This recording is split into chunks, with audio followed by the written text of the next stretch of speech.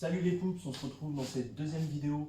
Alors je voulais tout d'abord commencer par remercier le groupe Facebook ARMP, Aquarium Récifal Ma Passion, donc qui a répondu à pas mal de mes interrogations sur ce projet, comme je l'avais dit dans la vidéo précédente, donc de transformer ce Juvel Vision 260 litres prévu de base pour un aquarium d'eau douce en récifal, voilà.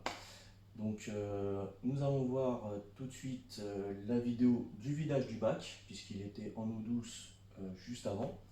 Et puis on passera au matériel juste après.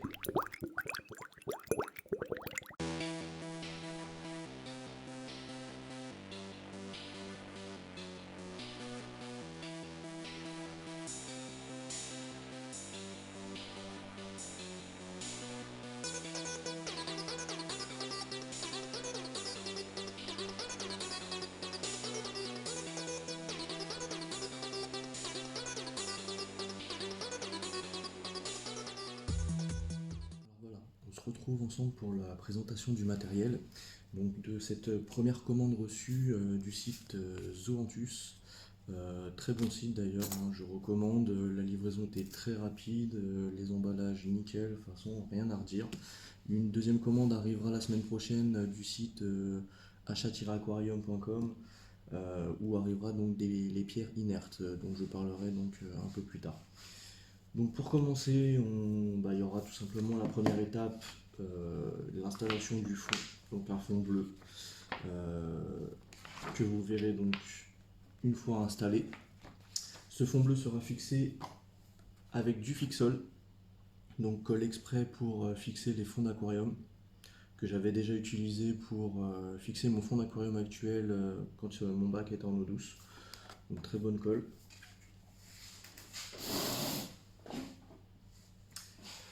Ensuite, on va passer à la partie rampe LED. Donc tout simplement, j'étais parti de base sur des lampes Asaqua Max M90 qui sont réglables via smartphone, etc. C'est pas mal, mais c'était relativement cher et question budget, il a fallu que je freine un peu. Donc je suis parti sur deux rampes que j'ai trouvées sur Amazon et qui m'ont été conseillées en fait via le groupe Facebook ARMP.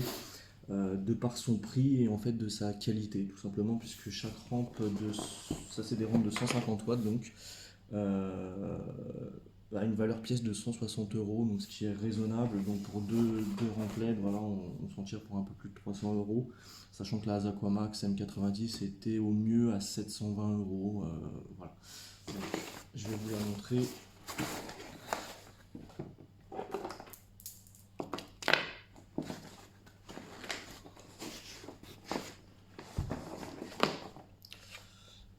Voilà à quoi elle ressemble. Alors, donc ça sera réglable directement sur la rampe avec tout simplement le choix entre les deux canaux, donc le canal bleu et le canal couleur, ou tout simplement les deux mélangés, avec un réglage de la puissance, que ce soit du canal bleu ou du canal blanc, en pourcentage. Voilà, donc il y a de mémoire 6 niveaux de pourcentage, donc pour diminuer l'intensité suivant le canal choisi. Pour le système d'accroche qui est livré avec, donc c'est tout simplement une accroche suspendue, donc avec un petit mousqueton et la fixation qui vient sur la rampe. Donc ça je vous montrerai une fois tout installé. Pour l'accroche du coup ça sera fait directement au plafond. Comment ça sera fixé? Tout simplement avec des chevilles à bascule, donc vous pouvez trouver dans votre magasin de bricolage. Donc vous enfoncez la tige comme ça dans votre plafond, hop, vous jouez un peu avec pour qu'elle bascule et elle va accrocher au niveau du plafond comme ça, il n'y a plus qu'à serrer et le tour est joué. De là partira un petit mousqueton, un câble en acier qui seront fixés donc avec des petits serre-câbles comme ceci, et puis on découlera la rampe donc qui sera fixée au bout. Donc, vous verrez tout ça une fois que ça sera installé. Voilà, donc ça c'était pour la partie rampe d'aquarium. Pour l'écumeur, je ne l'ai pas encore, il n'était pas en stock chez Zoanthus, hein, donc je pars normalement sur un, enfin c'est même sûr, sur le Tunes 9012 en version DC, donc en version contrôlable électriquement via un contrôleur. Par contre, ce qui était en stock et ce que j'avais prévu, donc c'est le godet Holiday, donc le godet spécial pour les vacances, qui vient donc remplacer le godet d'origine pour en fait tout simplement les vacances. En fait, quand il est plein, et bah il se déverse via ce tuyau dans une réserve annexe que vous mettrez donc pour tenir beaucoup plus longtemps et éviter d'avoir à vider ce godet, bah, tout simplement quand vous êtes en vacances, hein, c'est pas possible à moins que vous ayez quelqu'un pour le faire. Voilà, donc par contre je suis un peu étonné, c'est vrai que j'avais fait très attention aux dimensions, mais quand on voit rien que le godet d'écumage pour les vacances, j'imagine la taille du 9012 quoi. Donc ça sera une taille à prendre en compte. Donc, j'ai commencé bien sûr à regarder les dimensions pour voir ce que ça allait donner dans le bac, parce qu'il va falloir que je prévoie ça pour l'installation de mes pierres, pour bien laisser de la place à cet écumeur. Donc voilà, donc ça vous verrez l'installation de l'écumeur une fois que je l'aurai. Sachant que cet écumeur de toute façon j'en ai pas besoin tout de suite parce que j'ai prévu pendant le premier mois de ne pas faire tourner d'écumeur pour favoriser donc le développement bactérien, donc avec le protocole d'ensemencement que je parlerai un peu plus tard. Voilà, donc ça me laissera normalement le temps de pouvoir récupérer cet écumeur 9012 DC sur Zorantus, j'espère, s'ils ont du stock, puisque le prix est plutôt attractif comparé aux concurrents. Donc ça, je vous en reparlerai une fois que je l'aurai. Ensuite, qu'est-ce qu'on a avec? Hop. Donc le sable que j'ai choisi pour mettre dans le bac, qui ne sera pas forcément introduit tout de suite. Donc du Balicène avec une granulométrie très petite, donc du 0,5 à 1,2 mm. C'est tout simplement exactement le même sable que j'ai mis dans mon bac récifal, le petit nano 60 litres que vous pouvez retrouver dans ma dernière vidéo, dans ma première vidéo justement. Donc là, il n'y a que 10 kg. J'avais peur que ça soit un peu juste, on verra ce que ça donne, sachant que dans l'autre j'avais mis 5 kg. Donc pour une surface au sol de 1/3 de mon gros bac. Donc techniquement, si je veux mettre la même hauteur de sable que dans mon anneau, il faudrait que je mette 15 kg. Sachant qu'on m'a dit que j'en avais mis un peu trop dans tous les cas dans le nano, donc je pense que 10 kg devrait suffire. Et qu'en plus, je vais peut-être pas refaire la même erreur, c'est-à-dire que dans mon anneau, j'avais mis le sable et les pierres par-dessus. On m'a plutôt conseillé de mettre donc les pierres directement à même le fond de l'aquarium et puis mettre le sable autour. Donc, ce qui fera déjà gagner pas mal de surface. Et puis à voir aussi si je récupère pas les 5 kg de sable que j'ai dans mon anneau. Donc ça, à débattre encore sur ce sujet. Donc voilà, ça c'est pour le sable Balicène.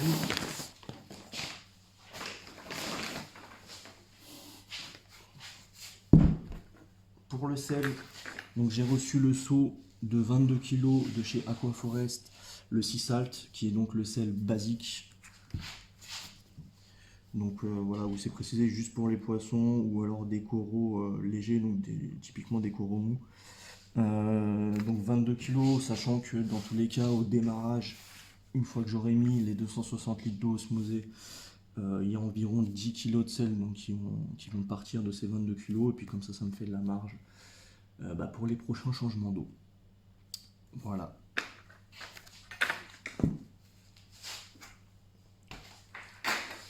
Ensuite, qu'est-ce qu'on a? Un petit test salifère de KH, tout simplement parce que celui-là que j'ai actuellement commence à être vide, hein, pas mal utilisé. J'ai aussi un test de NO3 qui arrive avec ma deuxième commande. Donc ça, les tests, on aura le temps d'en reparler dans une prochaine vidéo. Ensuite, une bouteille de bactéries de chez Microblift, le Thérapé. Donc c'est déjà une bouteille de bactéries que j'utilise dans mon petit nano de 60 litres. Vous pouvez retrouver d'ailleurs mon protocole que j'utilise pour remettre des bactéries dans mon bac.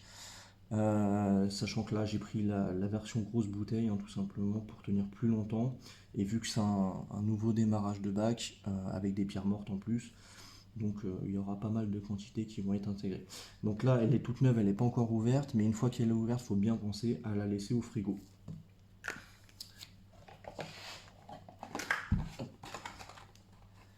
Donc ça pareil, on aura le temps d'en reparler une fois que le bac sera en eau avec les pierres.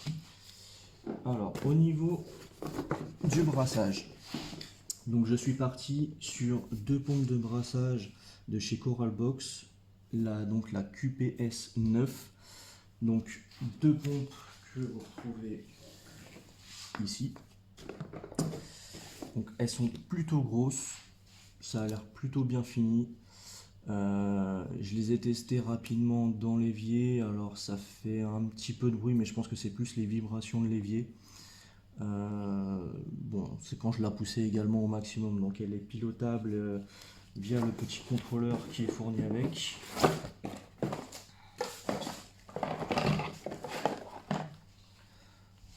Voilà, petit contrôleur qui est fourni avec, sachant que j'en ai pris deux, elles peuvent être jumelées en Wi-Fi avec une pompe maître et une pompe esclave pour faire de l'alternance entre les deux pompes.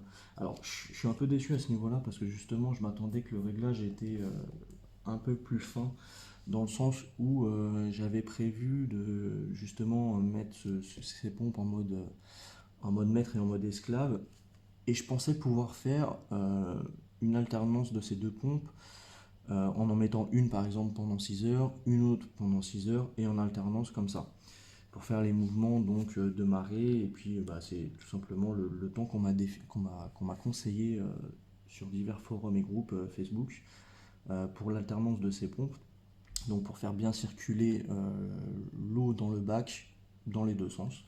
Le problème c'est que après avoir fait quelques tests, alors à moins que c'est moi qui n'ai pas encore trouvé le bon réglage, mais je ne pense pas, et en fin de compte le mode alternance qui est prévu donc dans la notice, le mode F3 asynchrone, donc qui dit qu'une pompe fonctionne et l'autre non, et inversement, en fait on ne peut pas définir réellement de délai, on peut juste choisir une fréquence qui effectivement réduit ou augmente l'alternance de ces deux pompes, mais ça reste très rapide. Même si vous augmentez la fréquence au maximum, enfin vous diminuez la fréquence au minimum, l'inversion des pompes se fait peut-être au bout de 30 secondes ou une minute. Enfin voilà, on peut pas faire comme j'avais prévu, donc 6 heures éteint et l'autre 6 heures allumé, et inversement. Donc ça peut être sympa le mode Wi-Fi en alternance pour effectivement faire des mouvements rapides dans le bac avec ces deux pompes. Cependant, pour ce que je comptais faire en premier, après à voir si ça marche et si je ne changerai pas dans tous les cas, mais je laisserai du coup les contrôleurs en mode standalone, donc en mode autonome, avec un réglage où tout simplement elle va fonctionner 6 heures l'une et puis 6 heures l'autre, en mettant l'heure exactement au même niveau sur les deux, et puis en définissant donc mes plages horaires de fonctionnement. Donc après il y a plusieurs modes, il y a le mode classique, le mode stream, il y a un mode pulse, il y a un mode nature, donc qui fait varier le flow entre 30 et 100%. Il y a un mode riff, donc qui est conseillé qui est le meilleur mode pour les coraux, ce qui est conseillé. Et puis donc le mode timer, donc qui permet de définir soi-même le mode choisi suivant une plage horaire. Donc ça on verra une fois que ça sera installé dans le bac.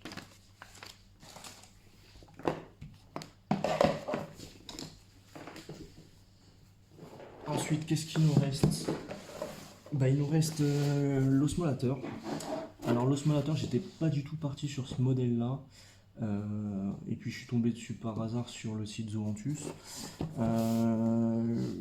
J'avoue que je sais pas si j'ai fait vraiment le bon choix, à voir.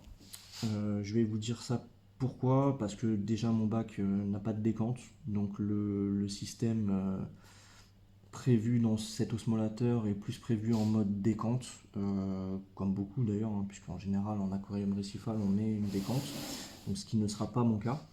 Et en plus, parce qu'autour de mon bac, étant un aquarium Juvel Vision 260, donc un aquarium de 12 de base, j'ai un cerclage en plastique tout autour du haut de ma cuve, donc pour le renforcer, mais qui est très épais.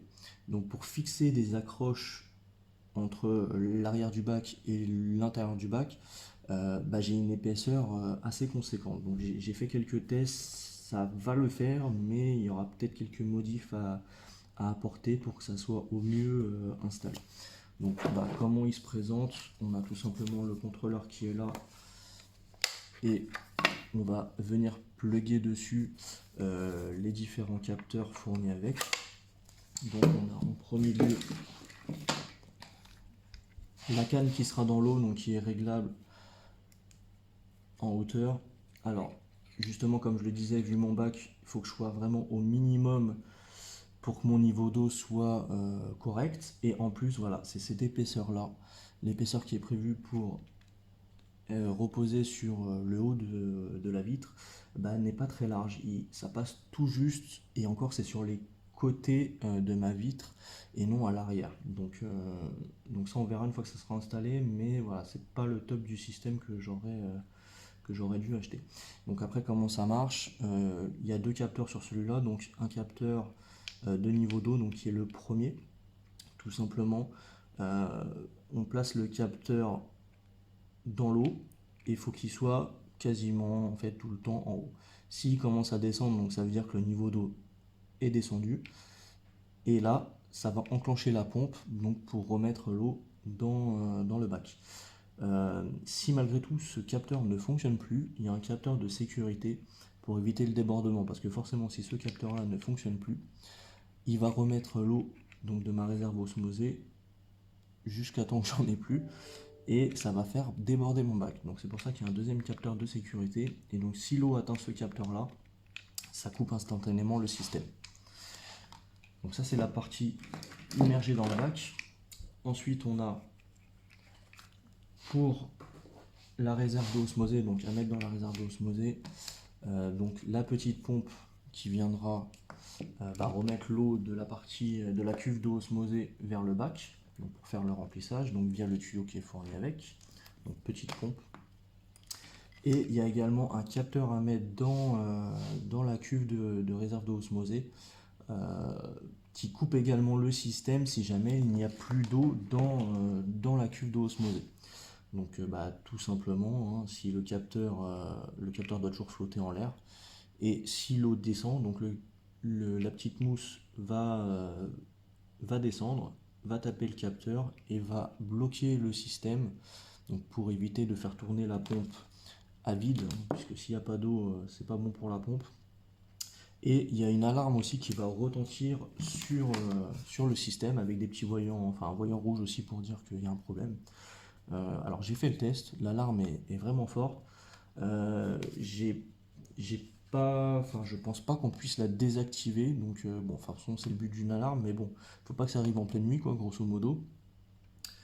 Et je ne sais pas si elle s'arrête au bout d'un moment, parce que je l'ai laissé tourner quelques dizaines de secondes et elle était en continu.